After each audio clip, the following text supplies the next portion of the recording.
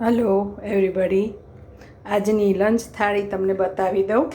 આજે પરવળનું ભૂજિયું શાક બનાવ્યું છે. આલુ પરવળ છે, કોરું મોરું અથવા ભૂજિયું. તો આ શાક છે,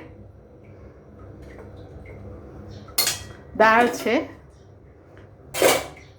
દાળ ફ્રાય ટાઈપની દાળ બનાવેલી છે.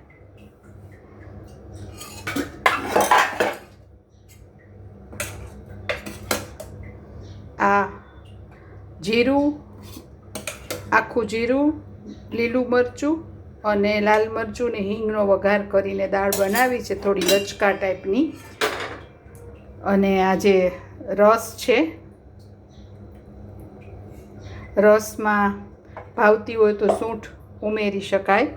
અને આજે પડવાળી રોટલી બનાવી છે, તો થોડું ચેન્જ લાગે એના માટે આ પડવાળી રોટલી છે. અને એક આ કાચી કેરીનું મીઠું અથાણું બનાવેલું હતું, તો એ પણ છે. ઘી મૂકીને આખા જીરાનો વઘાર કરી અને બનાવેલું છે. તો આ છે આજની લંચ થાળી.